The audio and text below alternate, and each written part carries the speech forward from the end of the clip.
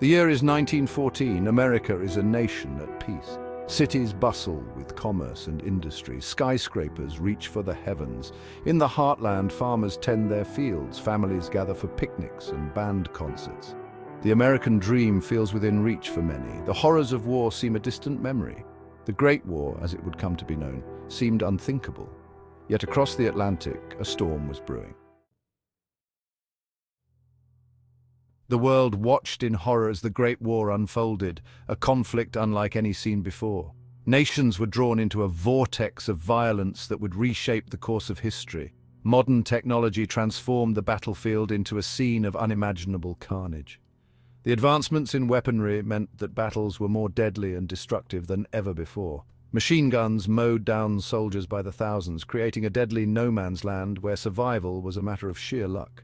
Artillery rained down fire and steel, obliterating everything in its path. The constant bombardment left soldiers shell-shocked and landscapes unrecognizable. Poison gas, a new and terrifying weapon, choked the life out of men in the trenches. The sight of gas masks became a grim symbol of the war's horror. The war quickly bogged down into a bloody stalemate, with neither side able to gain a decisive advantage. The front lines barely moved, despite the enormous loss of life. Along the Western Front, a network of trenches stretched for hundreds of miles, creating a labyrinthine system of defense and attack. Soldiers on both sides faced unimaginable conditions: mud, rats, disease, and the constant threat of death.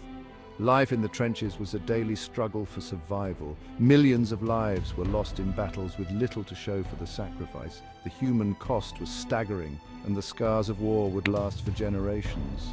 The United States, geographically isolated from the conflict, watched with a mixture of fascination and dread. The war seemed distant, yet its impact was felt across the globe, foreshadowing a future where no nation could remain untouched by global events. America's neutrality, however, was tested from the start. The nation found itself in a precarious position, trying to balance its ideals with the harsh realities of global conflict. The United States had strong economic ties to Great Britain and France. These relationships were not just political, but deeply rooted in trade and commerce. American businesses supplied the Allied powers with food, raw materials, and munitions. This trade was vital for the Allies' war efforts and kept American factories bustling. Germany, meanwhile, viewed American trade with its enemies as an act of hostility. They saw these supplies as direct support for their adversaries. German submarines, known as U-boats, began to target Allied shipping in the Atlantic. Their mission was to cut off supplies and weaken the Allied forces. In May 1915, a German U-boat sank the British passenger liner Lusitania off the coast of Ireland. This tragic event shocked the world. Over 1,200 people died, including 128 Americans. The loss of so many lives, especially Americans, stirred a wave of anger and grief. The Lusitania sinking outraged American public opinion and brought the United States closer to war. Newspapers and citizens alike called for action. President Wilson protested vigorously to Germany. He was determined to defend American lives and maintain the nation's honor. He demanded an end to unrestricted submarine warfare. Wilson's stance was clear. The attacks on civilian ships had to stop. Germany, fearing American intervention, agreed to temporarily restrict its submarine campaign. They hoped to avoid drawing the United States into the conflict. The respite, however, would be short-lived. The pressures of war would soon force Germany to reconsider its strategy, leading to further tensions and eventual escalation. The war in Europe raged on. American neutrality was increasingly difficult to maintain. Public opinion was divided. Many Americans, especially those of German or Irish descent, opposed intervention. Others, horrified by German atrocities and the sinking of the Lusitania, called for America to join the fight for democracy. In February 1917, Germany resumed unrestricted submarine warfare. German leaders believed they could starve Britain into submission before the United States could mobilize for war. They miscalculated the resolve of the American people. Section 5. The Zimmermann Telegram.